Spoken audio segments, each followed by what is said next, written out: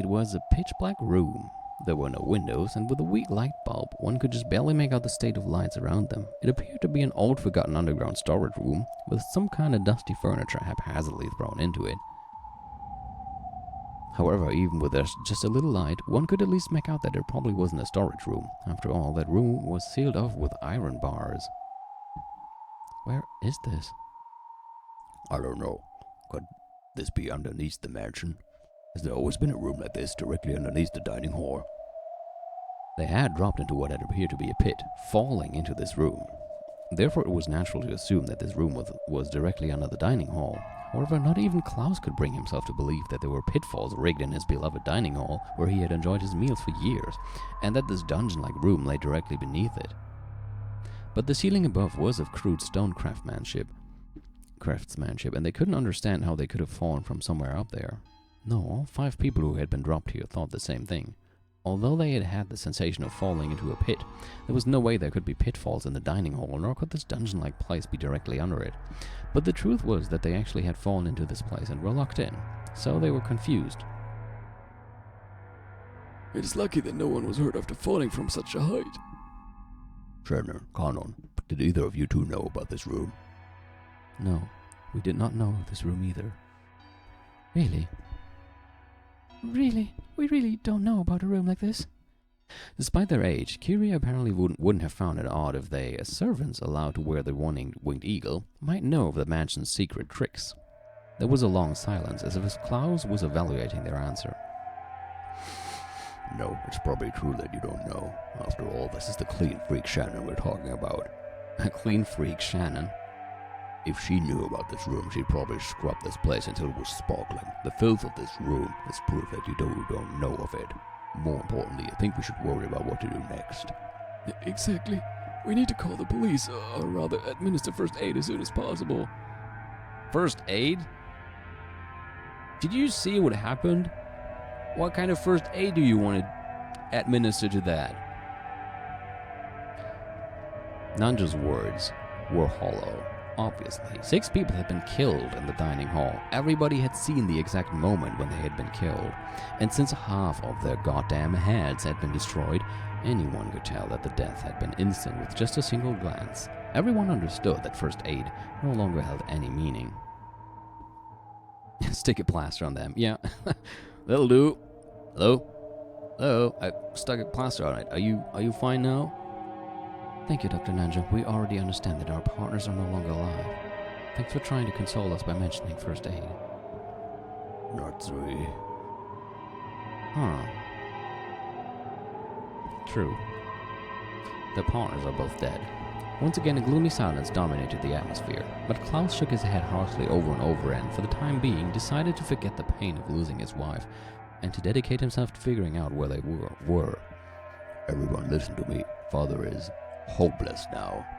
I would just have said insane, but okay. We've passed the point of searching for a reason or an explanation that can be expressed in words. Nobody answered. Without any kind of discussion or mercy, 6 people had been killed in an instant. I mean, what do you mean? Yeah, okay, no, you're right.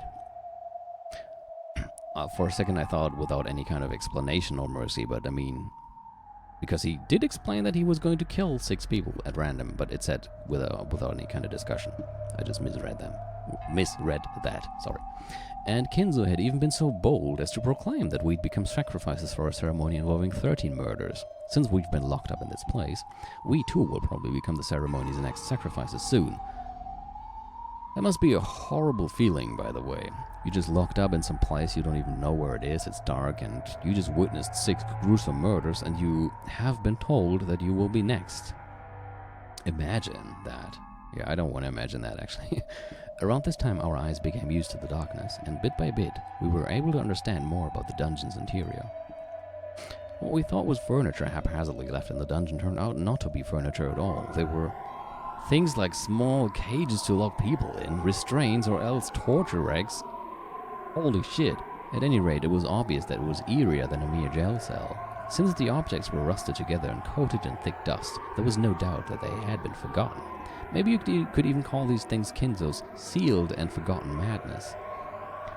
That would, however, mean that he used these a long time ago, so Has he been mad already a long time ago, and not just recently?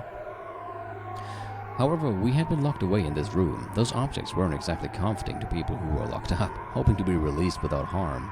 True that. At any rate, let's get out of here. We've lost loved ones and friends and would like to spend some time shedding tears, but more than that, I'm worried about the children. I wonder if the children are safe. All we can do is pray. Come to think of it, Kumasawa and Goda aren't here. Perhaps they were able to get away safely. You never know. It would be a relief if they were able to meet up with the children. Well, then that relief at least was fulfilled, even though you don't know it. When the going gets tough, Goda-san is reliable and Kumasawa-san is knowledgeable and calm. I'm sure they'll be able to help the children. Yes, that certainly would be comforting. Shannon and Klaus smiled bitterly at Little, but they quickly realized how improper that was and stopped clearing their throats. We can't be optimistic, Nei-san. There's a chance they've already been attacked after we were. Yeah, you must be fun at parties. I agree. What Father carried out in the dining hall was the 6 murders of the first twilight from the witch's epitaph, right? Then the second twilight is to tear apart the two who are close. We can't deny the possibility that Goda-san and Kumasawa-san may have been killed after escaping together. I don't know. Are they close? Goda didn't strike me as the guy who got along that well with any of the other servants that you could call it being close. We can't cling to the optimistic idea that they must have gotten to the guest house and are protecting the children. In that case, though, who could be the next victim for that? Shannon and Kanon would certainly fit. They are close to each other. Klaus, I don't see anyone right now. I mean, apart from the children, maybe Jessica and Klaus, don't know. But I don't think Jessica considers herself close to Klaus. I don't know. Who's gonna be the sacrifice for that, I wonder. We can't cling to the optimistic idea that they must have gotten to the guest house and are protecting their children. Kyria coldly analyzed the worst-case scenario. For her, it was heartbreaking to have lost her beloved husband, but right now the most important thing was protecting that husband's son, along with the other children from becoming the insane family head's sacrifices. She overcame her sadness with a parental urge to protect children from sorrow. It seemed that both Kyria and Klaus were strong enough to forget about their grief, if only for the time being. They would let their tears flow later. In order to protect the children, they had to act. Anyway, let's get out of here. It seems to be a rather old cell. Couldn't we break the bars with something? Let's try searching the entire room for some way to escape. I wonder if there are any torture tools lying around all these torture cages. They might be useful as weapons, or to break the bars. Kyria pulled a lighter from her pocket. She herself didn't smoke, but she kept one tucked away in her pocket to light Rudolph's cigarettes. It was an extremely valuable source of light for searching in this dim dungeon. Shannon, I'm curious and search the room. Kanon, you help me check out the bars. This is a very old cell. The bars could be loose. What should I help with? Oh, please just keep up your strength. Father will probably come soon. You're the only one whose words will reach him. In a way, you might be holding our lives in your hands. My words will no longer reach him, I think. I'm sorry, but I don't believe I will be of any use. Then lend us your expertise as a doctor. I wonder if there exists a drug that can make people instantly faint. A drug that makes people instantly faint? What are you talking about? We believe we fell through a pit and landed in this dungeon. In that panic-stricken moment, that's what we believed happened. But I measured the breadth of this room and came to realization. This dungeon cannot be underneath the dining hall. Why do you say that? You're an idiot, Nei-san. Compared to the dining hall, this dungeon is too cramped. Exactly. The first person to fall was Klaus Nei-san. The second was myself. When you fell into this room, did you move from that spot, Klaus Nei-san? It's embarrassing to say, but the landing hurt and I lay there groaning in pain. Immediately after that, Kyria-san came crashing down next to me. The distance between where we were standing and the places where we landed is clearly off. Certainly, when you put it that way. I was the next to fall, so I remember fairly well where you two were standing. The distance between you two and the dining hall might have been greater than this entire room. We fell into a pit and directly dropped down here. It's not like we fell into multiple interlocking pipes and were all collected here, like Super Mario. So maybe they were hit with something that would instantly make you faint. I mean, sure, that's tranquilizer guns that should work that way, I'm sure. And then to keep up the impression that they fell through something, they were thrown down here. So when their brain... Like, the memory cuts off when they get hit with the tranquilizer, and the memory sets in again when somebody throws them from something higher up into this cell, and that would create the illusion that they think they fell into a pit.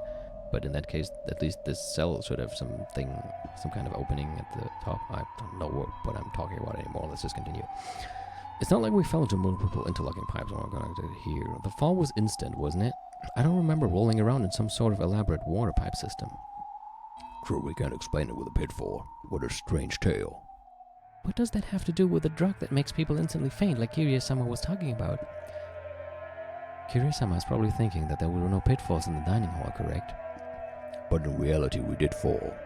More accurately, we felt as though we fell into pits. I mean, if you get hit with a tranquilizer and you just fall over while your mind is going to sleep, maybe just falling over would also feel like you're falling into a pit, because you just get this feeling sensation, right? We felt as though we fell into pits. That was only natural. After all, we experienced something that couldn't be described any other way. I see. In other words, this is what you want to say. We did not fall into pits. We were attacked with something like a blow dart, for example, and lost consciousness instantly. It could be that we just remember the instant we fell to the floor as though it were falling through a pit. Yeah, that's what I just meant. I see. That's a much more persuasive argument than there being numerous pitfall traps in the dining hall that we've never noticed, even after decades eating there. Nissan, do you have a watch? Huh? Yes. I have a pocket watch. It's about 10:40 p.m. Yes, my watch says the same. In short, it's only been a bit more than 10 minutes since that uproar in the dining hall at most. My watch has the same time. That's much too short a time to knock us out and carry us somewhere. Well, unless somebody tampered with all your watches. Judging only from the time, it's reasonable to assume that we did fall through a hole leading directly underneath the dining hall. They could have tampered with the watch hands as much as they wanted. See, this is what I said. While we were passed out, they may have wound everyone's watches back. We're incapable of proving that this possibility doesn't exist. Whether it was a pitfall or a drug that induces fainting, it does not change the fact that we need to be on guard. Well then, Dr. Nanjo, is there a drug that can do that? Well, it's the same as your reasoning, Kiryu-san. I cannot prove that there isn't a drug with that effect that I don't know about. As they say, you can never be too careful. Sorry, it was a useless question. I just thought that with my hypothesis, I could suggest that this dungeon might not necessarily be directly underneath the dining hall. I see. There's always the possibility that we were carried off to the hidden mansion they say Father built in the middle of the forest. If we can escape from here and get outside, then we'll know. We'll save worrying about that until after we get out. Exactly. Truly sorry. Okay, I don't know who said that before, but I'm probably not her. I've only been asking about and prying into useless things. No, it's quite promising. Maybe it was him. If you notice anything else, please tell us. It might become a hint to escaping from here. Rudolph was always talking about you. He said he was always surprised by your ideas, and they would sometimes give him valuable hints. The fact that you're here is a blessing within a tragedy. Thank you. I heard something from Rudolph's son as well. He said that you usually just swagger about, but when things get serious, you overflow with a sense of responsibility and can be a very dependable older brother. That's too kind. Damn it, at any rate, these iron bars won't even budge. How are things on your end, Kanon? No, this side is no better. House and Kanon tried wiggling the bars in various ways. There were a few bars that could be twisted, and a few had enough space to rattle a bit around in, but they couldn't be broken with human strength alone. However, there was still hope if they could use some kind of lever-like tool. I was about to say the same thing. It was still far too early to give up yet. The children's lives were hanging in the balance. Even if there was no hope, they couldn't stop their struggle, and it was better for them to act this way. If they were to stop, there's no doubt they'd once again be overcome by the grief of losing their loved ones and curl up, clutching their knees.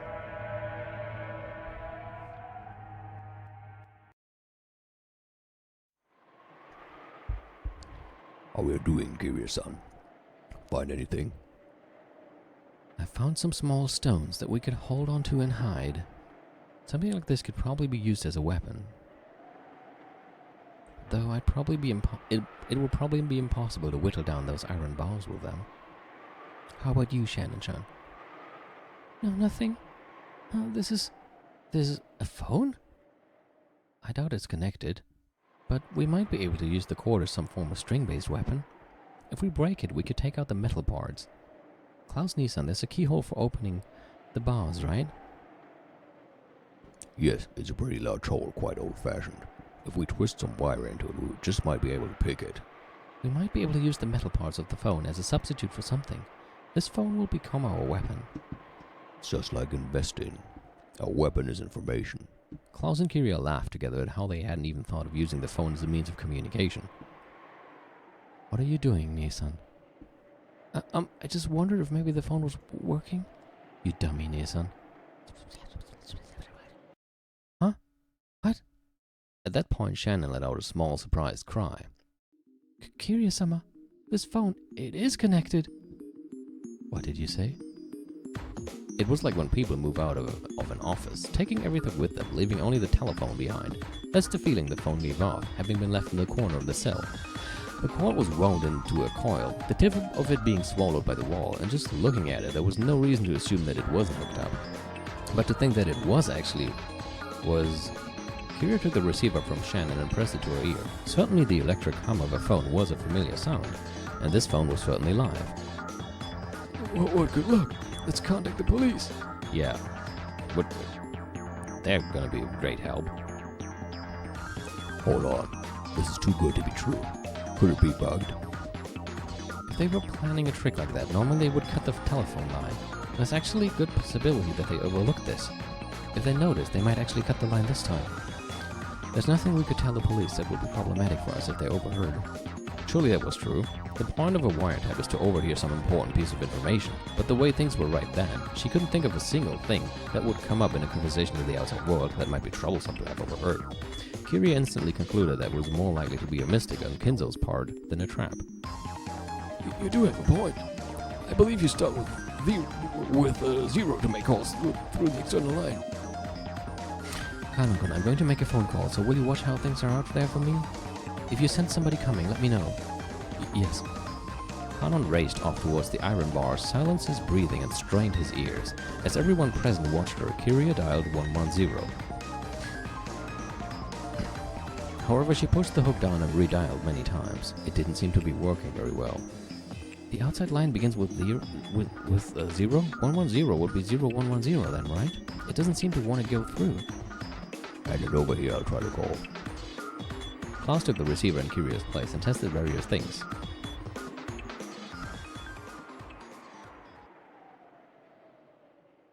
But in the end, they were unable to notify the police. The phone itself was definitely live, but the circuit was apparently cut somewhere. Did this mean that they were not so naive? So it's useless after all. Maybe it's just going to be used to call them and tell them, okay, the next sacrifice is going to be Kiria, so please step forward. Like, something like that to announce who is going to be next. That would be mean. It means our enemies aren't naive either. Kiria let out a deep sigh, leaned against the wall, and hung her head for a while. As cool thinking as she was, for a brief moment she may actually have had the naive hope that the phone might actually work. She sneered at herself mockingly for holding onto that naive hope for even a single moment. Then she remembered just what was happening here. Truth be told, even after being shown a scene like that right before her eyes, or rather exactly because of that, she still couldn't think of that gruesome mass murder as something real. It was less that she couldn't believe it, and more that she didn't want to. Ushidomiya Kinzo killed 6 family members. He summoned strange witch-like, demon-like people right out of thin air, and with something like magic, began to kill people one after another. It's just all so screwed up. Even though she definitely saw it, there was no way she could accept that spectacle. There's no way that's what happened. Those were obviously father's friends or something. They just hid somewhere in the dining hall beforehand and used some tricks to appear suddenly and fool us. There's no other way to explain something as screwed up as that. But when those 6 had had their heads blown apart, a golden arrow had flown around and around the room, that had truly looked like magic. Was that another thing we just saw wrong? There's no way it was magic. It was definitely some kind of setup. Since those heads were smashed, there's no doubt it was some kind of explosive. For example, a styrene toy plane like they sell at candy stores painted gold, and with a powerful explosive loaded onto the end of it. However, though it had seemed to be flying about at random, Kyria couldn't imagine that after being fired 6 times, each time had perfectly hit the victim square in the head, one after the other. It couldn't be that there was a computer control system for finding and hitting targets, making it a high-tech styrene plane on the same level as a guided missile, right? Would he invest such a large amount of money into developing some stupid trick like that? Or that insane sideshow? Does this take us back to the old I wouldn't put it past father? A number of mysterious people appeared out of thin air. 6 people had their heads demolished by a mysterious golden flying object, and the 5 of us were locked away in a mysterious dungeon by a mysterious set of pitfalls, or else put to sleep by some fainting poison dart. The family conference started a bit after 10 o'clock. It's only been a bit more than 30 minutes since then. Most likely, even though I witnessed it myself, that event took place in such a short period of time, so I still cannot understand it, and I still can't come to grips with it. For argument's sake, even if we did get a hold of the police, it would probably be impossible for anybody to accurately explain what we saw. Even though I saw it just now, my brain's fried and I have no confidence in what I saw myself. Kyria tried her hardest to cheer herself out of her overwhelming confusion, to just hold on to her sanity. Damn it, what's going on here? Damn it. Klaus started to become desperate, hitting the hook multiple times and resetting the dial. Klaus had also been feigning composure, but he was unable to hide his panic. The more he retried the dial, the more the pretense of serenity peeled away. I don't know what's going on anymore. Kyria couldn't help but pray that the events that had just occurred were a dream. At that time, the look on Klaus's face changed. Oh, I got through. It's ringing. Really, Klaus-san? I see how shallow, old man. Since we can't contact the police, the external line has probably been cut. But he faked to sever the internal line. The internal line? Klaus-san, where did you call? The guest house. I'm calling the room where Jessica and the rest are staying. Oh, hello? It's me. You're... Coda? Is Jessica there? Is she safe? Well, that's interesting. Klaus-sama, I'm so glad you're safe. Yes. Lady Jessica and the other children are here as well, safe and unharmed. Dad? Is it Dad? I'm so glad you're okay. Is Mom okay? Is she there? Klaus choked on his words. Klaus had clearly seen Natsuhi's head crushed, had seen her killed right before his eyes. Eventually he was going to have to tell Lady Jessica. However, Klaus began to fret over whether he should tell her now or not, and lost his words. But even that was an answer under these circumstances. I don't know about your mother. Let's pray for her safety. For now, I'm just glad you're safe. Yeah, I understand. I'm sorry for asking. Jessica's voice was filled with tears.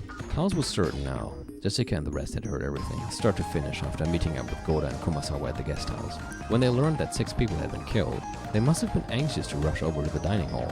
Luckily, he had been able to call before they had stormed off towards the mansion. Klaus was relieved at this good timing during such a tragedy. We have Kiryu-san and Dr. Nanjo as well as Shannon and Karen here. We've been locked in a place that's like a dungeon, but don't worry. We'll figure something out. A dungeon? Where? We'll come and save you. Unfortunately, we can't figure out where this is either.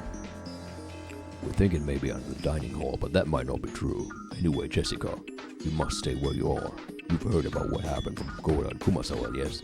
Yeah, grandfather, everyone... Grandfather is in an insane state of mind right now. If you encounter him, you'll be in danger. You might be killed. You mustn't even think about trying to come and save us. We'll take care of ourselves. Then what shall we do? Damn you, grandfather, how dare you do that to Mom and the rest?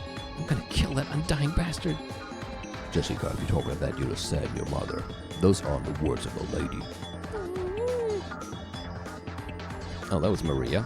Anyway, put your own safety first. Lock all the guest house doors. But you mustn't overestimate how safe they will make you. The large window in the first floor lounge might get broken. Stay in your room and use a bed to make a barricade. There's a toilet and fridge in there too, right? You should be able to stay holed up until tomorrow morning. Listen up, I'll say it again. Don't think of doing anything violent.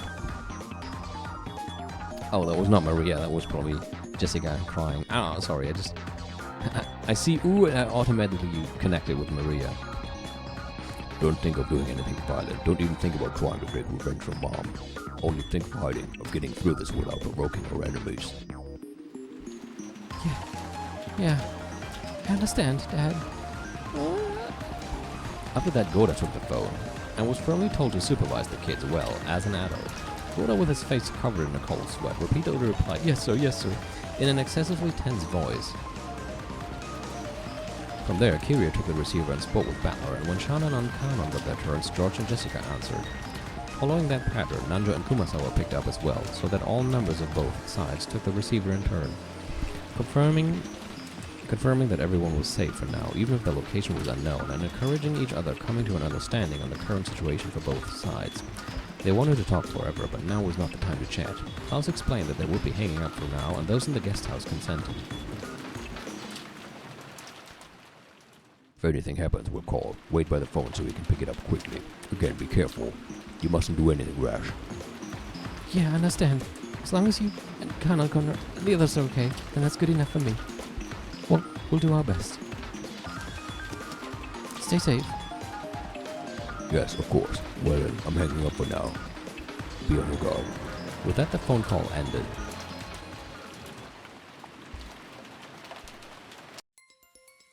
Goda and the rest of the men quickly descended to the first floor, closed the shutters, and secured the sturdy locks on the doors.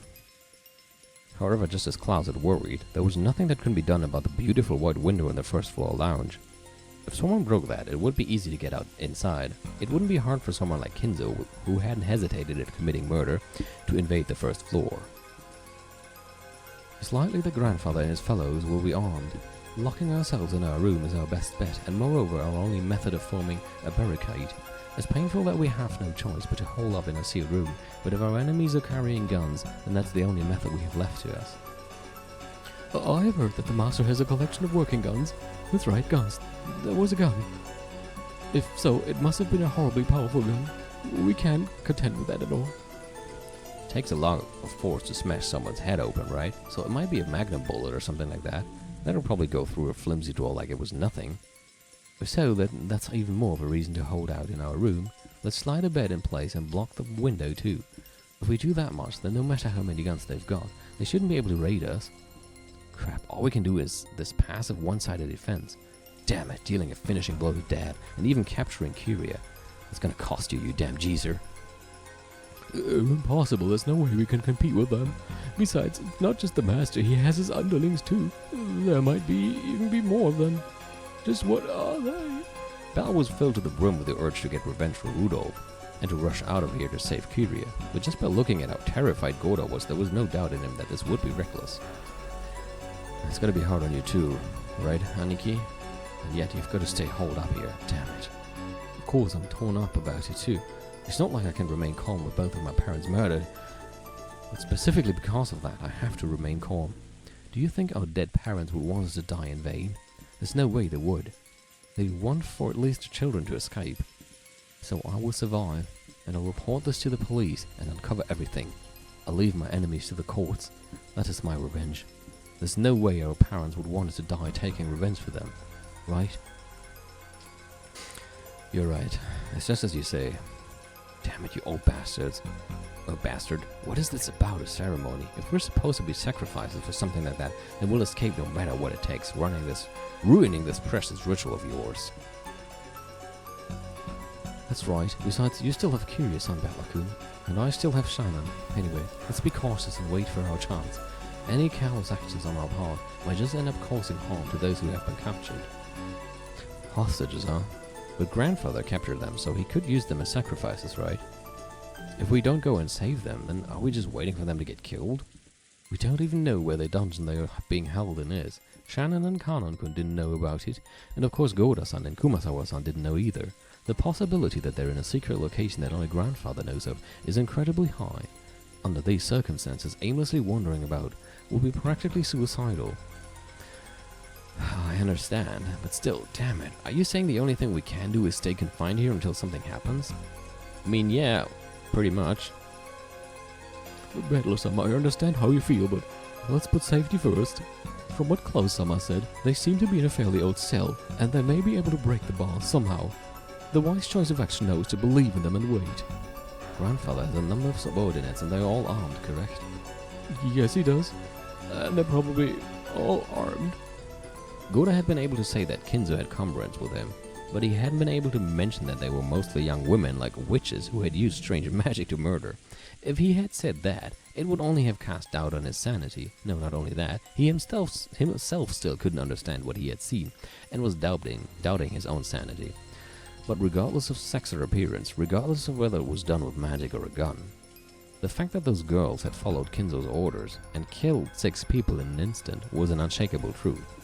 If that group came to attack the guest house as well, what would happen? Just closing the doors and windows like this was surely meaningless.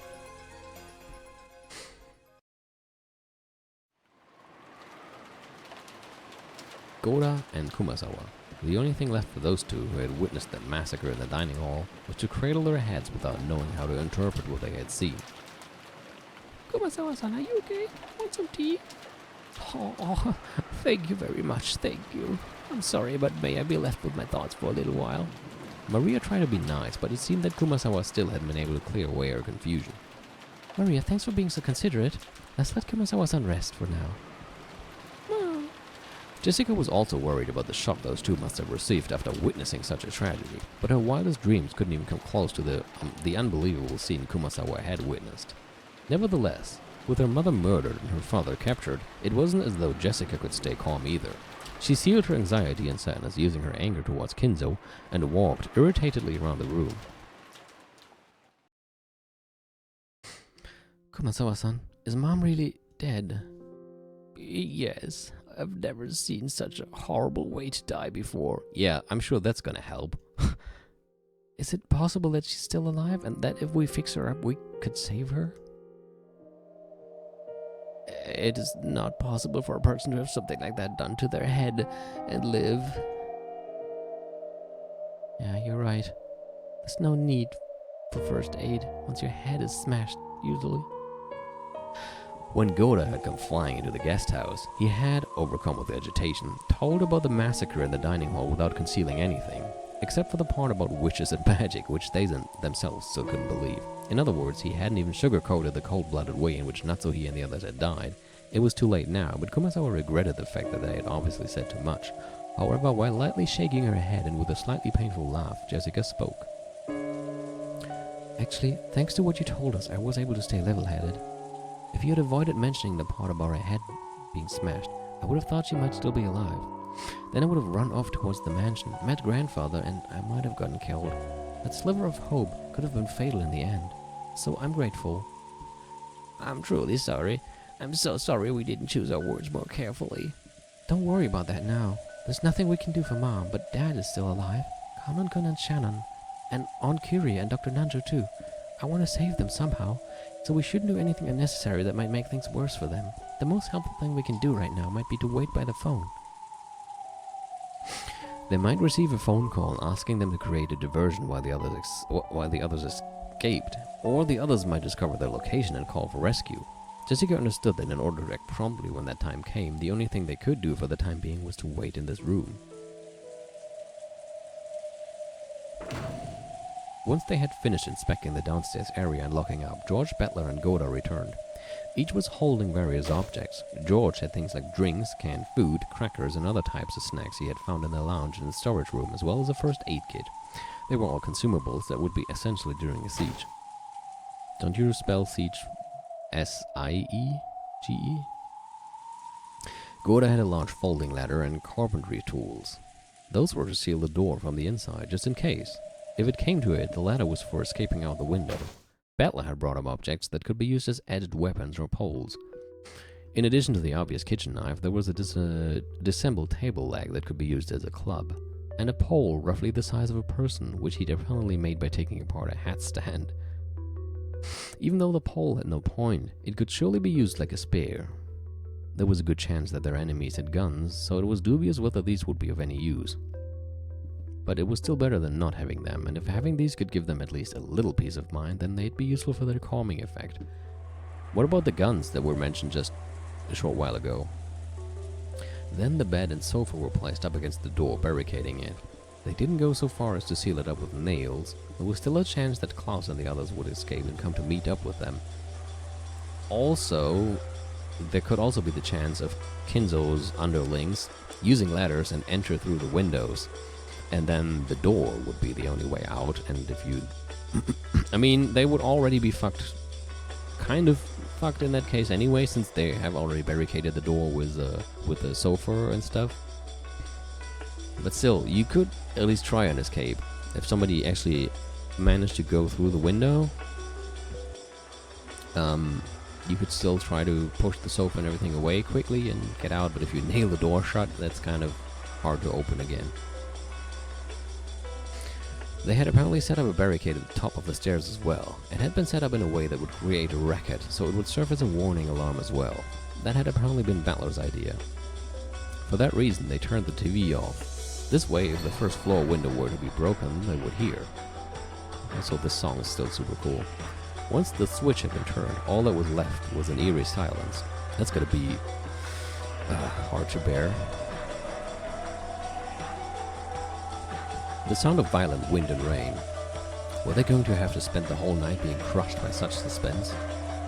The boat would come tomorrow morning. However, judging by the weather report, most of tomorrow was going to be covered in the typhoon, and the boat probably wouldn't come. The typhoon was set to pass by in the morning of the day after tomorrow. In other words, the boat would be arriving the morning after next, the morning of October 6th. And right now, it was late at night on October 4th. They would have to spend more than 30 hours on this island, with Kinzo turned cold-blooded murderer and his weird companions prowling about. Even with the shutters closed, there would definitely be a little bit of light seeping out. It might let the enemy know that they were hiding here. Battler suggested that it might be best to turn off the lights, but they had already been overwhelmed by a ghastly feeling just from turning the TV off.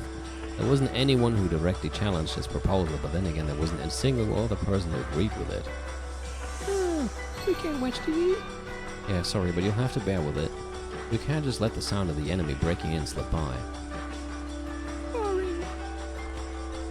Even though she had been told of her mother's death, Maria alone didn't feel an approaching sense of danger. She just seemed to be upset that the TV had been turned off. Even though she's in such a bizarre situation, can she not share in our sense of danger? Share in? Is it because she's so young? To Battler, even this faintly unsettling feeling from such a young girl made him sense that there was something very eerie about Maria.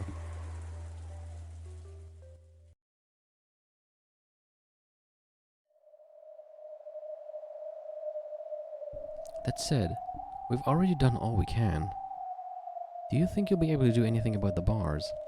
Unfortunately, they're tougher than expected. I don't know when these were made, but there's no problem with a lifetime guarantee. These truly were built rather well. Kyria chuckled softly. They had no moves they could make, but she had calmed just a little. This place is just like the capture pile of a chess game. So are there no remaining moves left to us? Not yet. It's still too early to give up. If we stop thinking, we might as well stop breathing, right? Exactly. Chess pieces in the capture pile may serve no purpose, but in shogi they can be quite significant. This one captured pawn should be able to put pressure on the opponent. I see, but still there's nothing that can be done about these bars. For us, maybe. But if we can figure out where this is and contact Goda-san, he might be able to come and save us. I see, but that would mean putting Goda-san in danger. And if that happens, I would also be worried about the children in the guest house, alone with the full-grown adult male. They're without. When you're afraid of risk, it's alright to bide your time until the price starts to go up. However, if you're too afraid to cut your losses, you might end up with just a scrap of paper.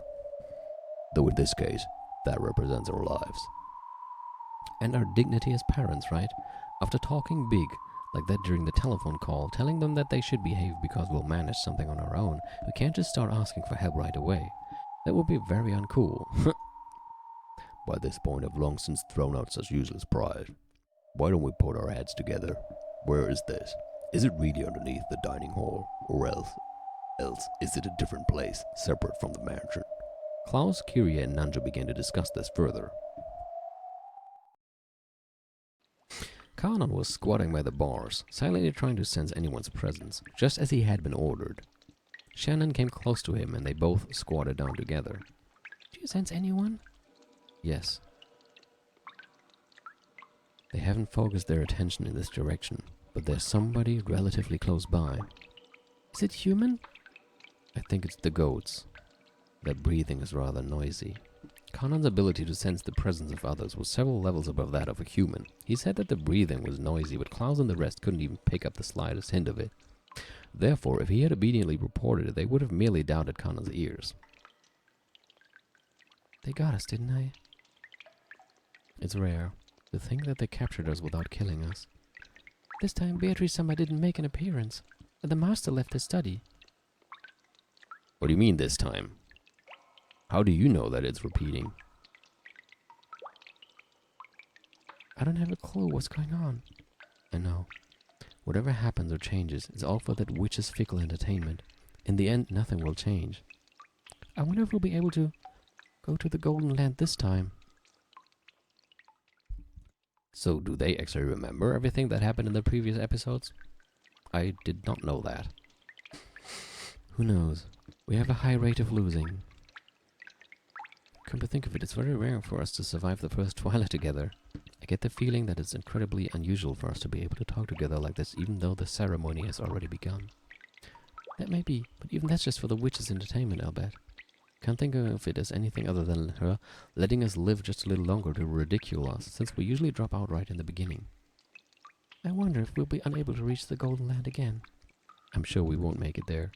If we hold on to any foolish hope, we'll get taken advantage of again. That's right. Last time you got taken advantage of, didn't you? I'm an idiot. Conan made a sour look and turned his head. Shannon laughed softly and apologetically leaned towards his shoulder. But I'm glad Milady is safe. She's only escaped from the first twilight. She might just be waiting for an even crueler death later on. What about you, Nia-san? Aren't you glad George-sama is safe? It'd be nice if you two could reach the Golden Land together. Thank you. I wish the same for you and Milady as well. I wasn't hoping for anything like that. It's just as you say. That witch is only having fun, dangling prizes in front of people and watching them vainly try to get them.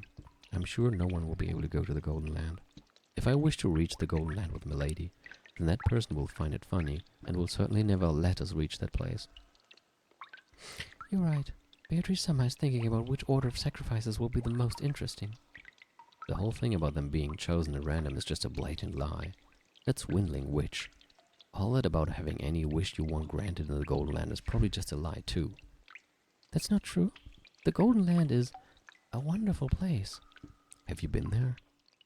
Only for a little bit, though even that was probably just a joke of Beatrice-sama's. What is it like there? Well, it's a wonderful place, and it has the copyright strike music. Actually, I've gotten a few more copyright strikes recently for other songs, but I always connect this song with it. Well, it's a wonderful place. I can't really explain it well. It's like a world from a pleasant dream.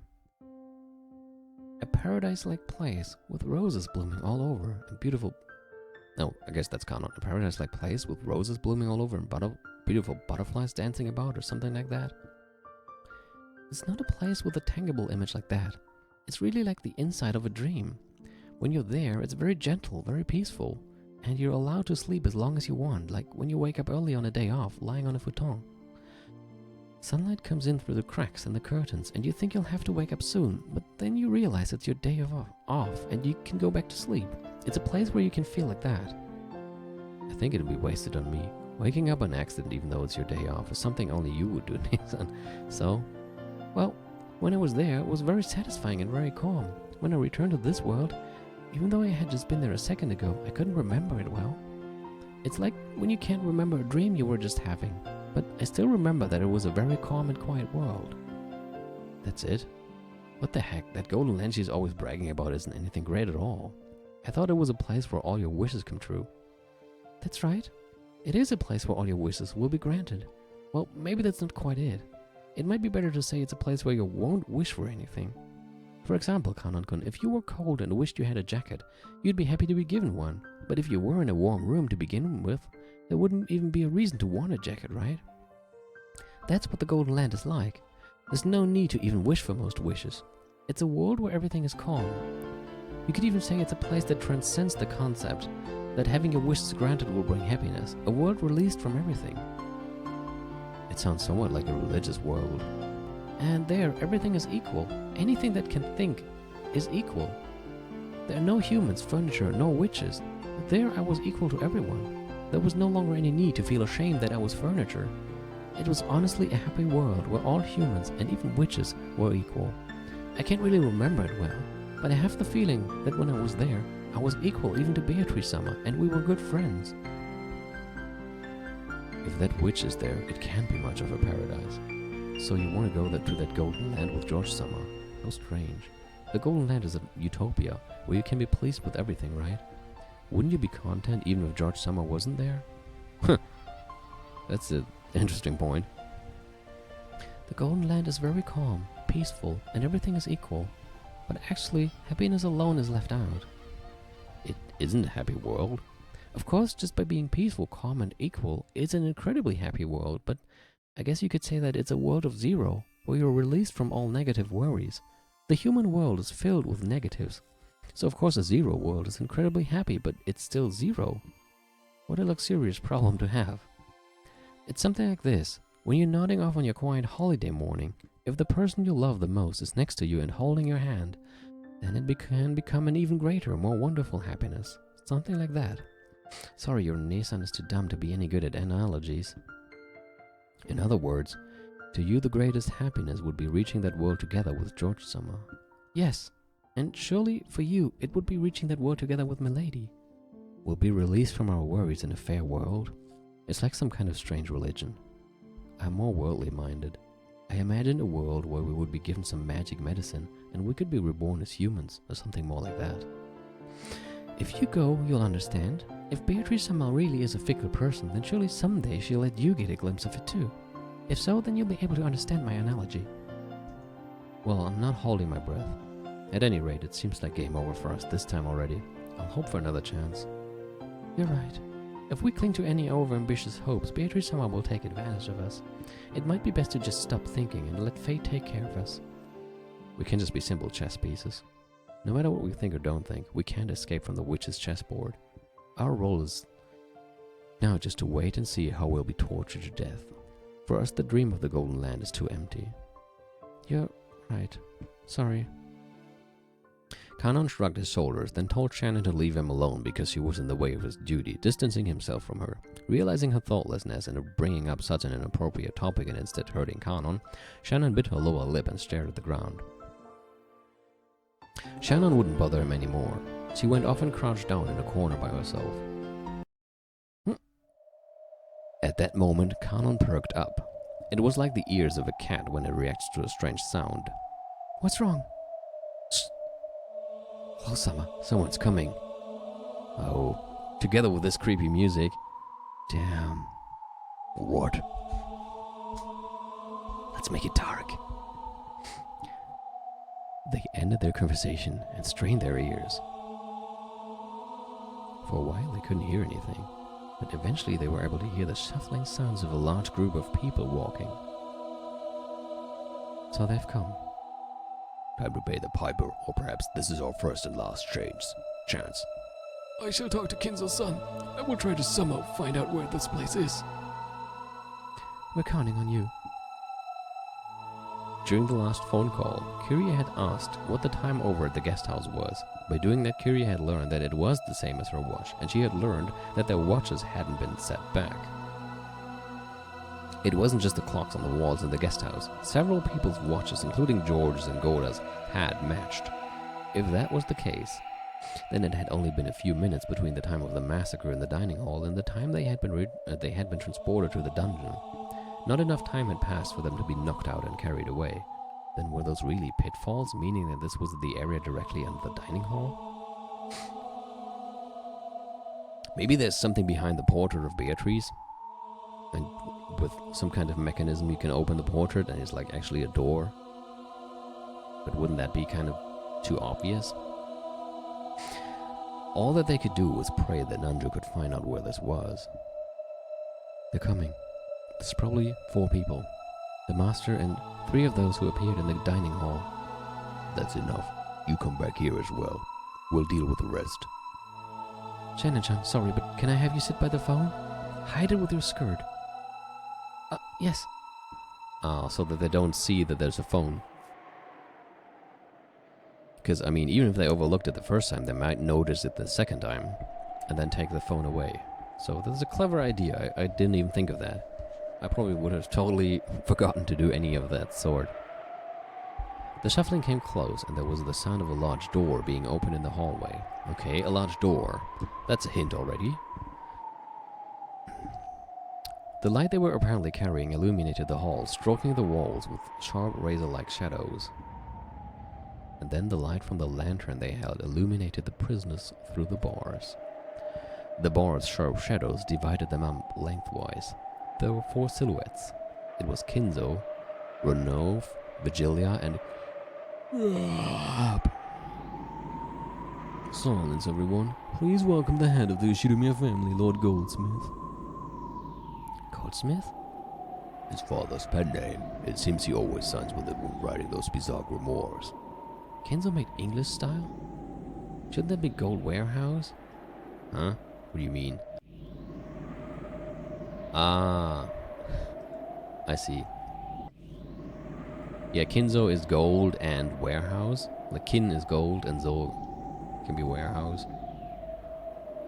So she thought like if she probably thinks he translated his name into English, but that should be Gold Warehouse, not Goldsmith. Kinzo made English style? Shouldn't that be Gold Warehouse? No, no, not that face, man. That is the last thing I want to have peek out from the darkness at me when I'm behind bars in a torture cell. Seriously. What more is a warehouse than a place to keep things in? However, I give birth to gold and use my craftsmanship to further increase its worth. Yeah, I want to hide under my desk as well. Don't you think Smith is much more fitting? True enough. I apologize for butting in. Kinzo-san, just what is going on? Where in the world is this? Oh, my friend. Can you remember? True, you may have never entered the prison, but you should remember walking through this corridor. Huh? Huh? You don't mean... No. No, thanks. Imagine that face, but on a Forbidden Siren 2 Shibito? Oh, good lord. Then again, they already were creepy enough. Like, that's a nope either way, with or without Kinzo's face. Fucking Forbidden Siren, man. It's a frustrating as hell game, but it's also one of the creepiest things I know, and it's so bizarre. You don't mean... Do you have an idea? But, well, it is unthinkable. Just say it. If you keep stuttering, you might get killed before you get a word out. Firstly, we fell through a pitfall and were locked up in here after only a few minutes. Not only is the distance too great, that's physically impossible. For a human, right? Father, is this the mansion? Oh, I guess that's Klaus or somebody. Is this the mansion? I think the mansion had a basement like this. Klaus? Wasn't there a place whose existence you all whispered of and which you followed after me several times trying to find? This is that place. No, to be correct, this is its basement. Could this place be the basement of Kuadorian? A splendid observation. This is indeed the basement of Kuadorian. Kuadorian? You don't mean father's rumored hidden mansion? It really exists? I like... Okay, this is cool. I like that they put him behind the bars and Klaus in front of it.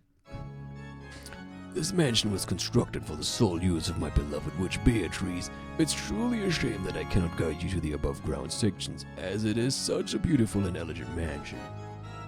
How lovely, just the two of them alone in a mansion with a prison like this. I guess father's tastes are a bit more than I can stomach. Curious, son. Perhaps it would be wiser to refrain from such rude comments.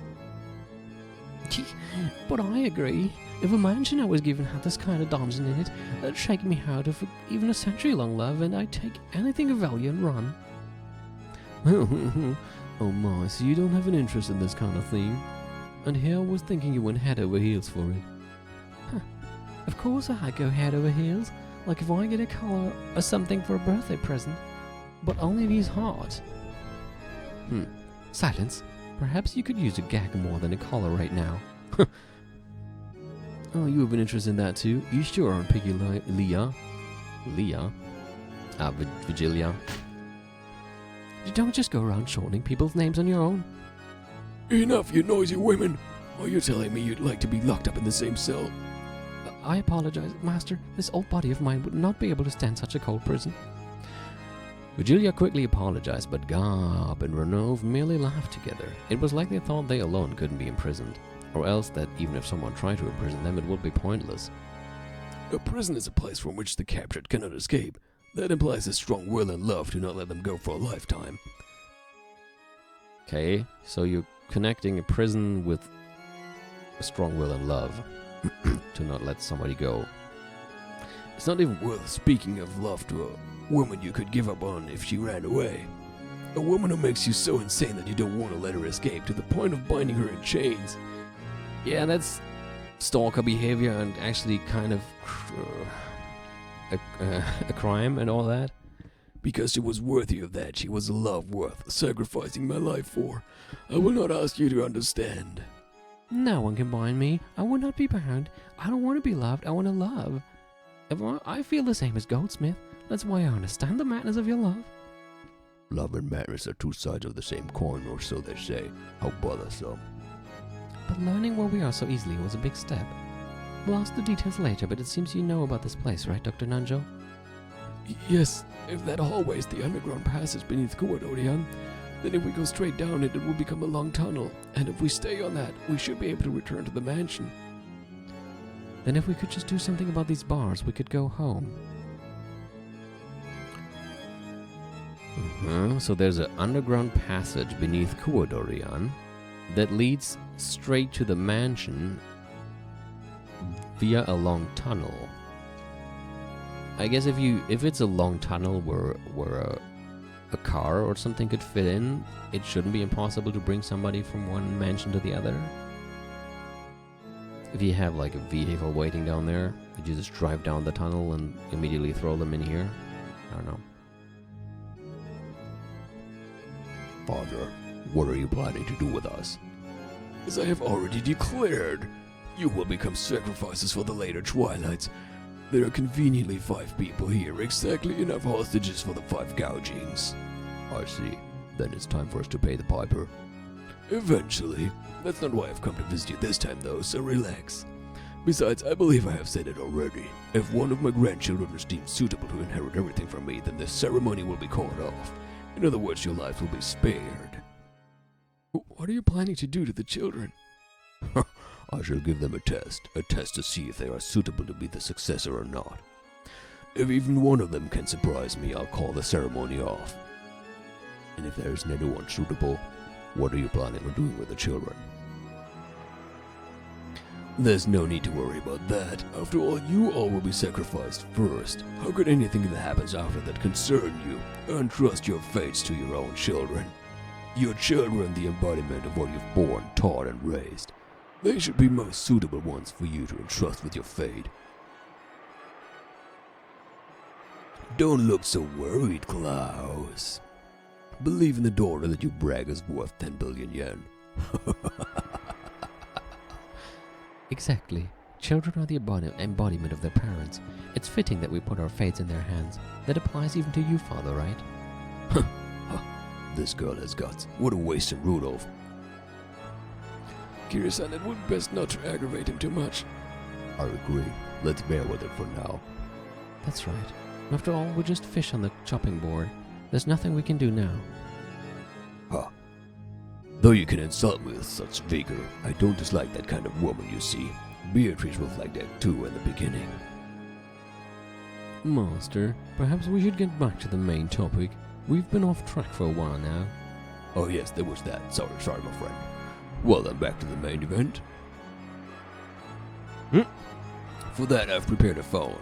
Oh, there's a phone we didn't even notice.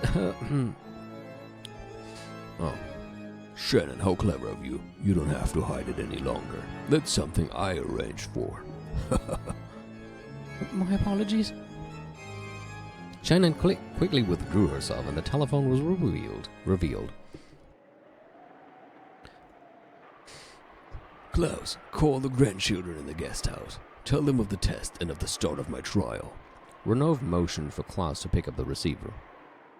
And if I say no? Oh my god. Well, why do you think you're in a position to negotiate? If you don't make the call, then the grandchildren won't even be given a chance. The Shinomiya family will end here, and I'll sacrifice you all right away. You'll be lucky to become sacrifices right away. Don't you think it'd be more painful to watch the children get sacrificed first before your very eyes? Cop, the master's the one who decides the sacrifice order. Don't say things on your own. Leah, you just tried to shorten my name, didn't you? I did not. And I told you not to shorten other people's names on your own. Women truly are. Noisy, I know.